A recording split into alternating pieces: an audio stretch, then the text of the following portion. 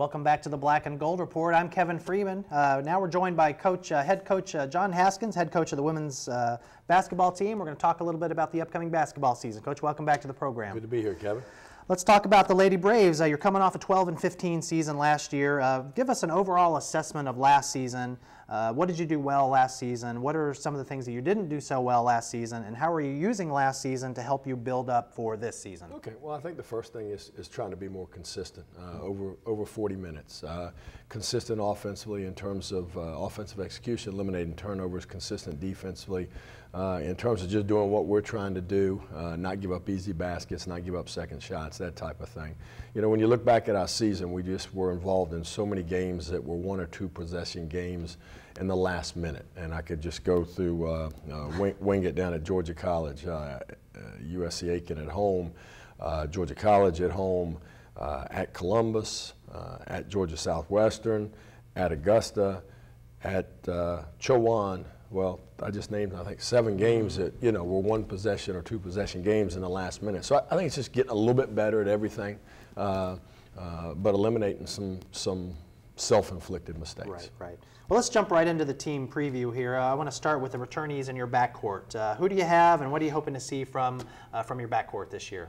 Well, first of all, we hope to see a very good performance around the backcourt because that's where we have the experience with Dee Cotton, who's a senior, who's been in our program for 4 years, and then Dominique Washington, who was a starter for us last year.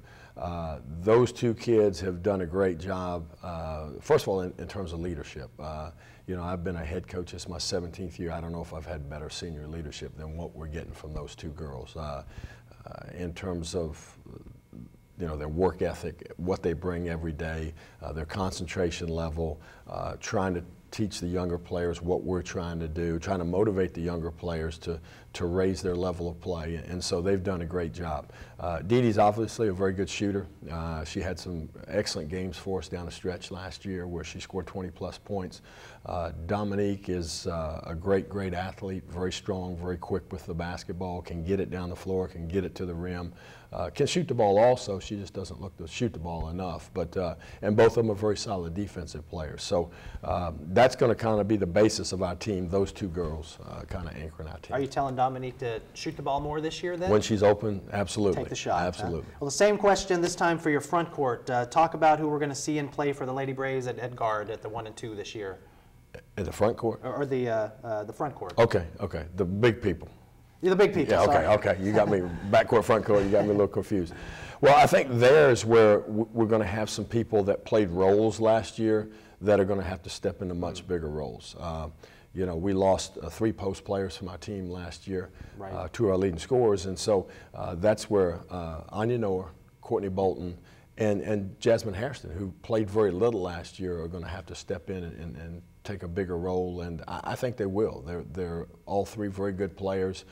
They're hard workers. All 3 of them have improved, I think, a great deal, and we're looking forward to seeing those kids make some major contributions, both in rebounding, defending, and in scoring. And you've got some pretty good size this year. Yeah, we're bigger. We're not quite as athletic, probably, as quick and athletic as we were a little bit undersized, obviously, in the post last year when a lot of times we'd start Jatoria at 5'9" and Bree at 5'9", to where, you know, if we start Anya and Courtney, we're more like 6'2", 6'1", 6'2", 6 feet. So we are bigger. We do have some more size.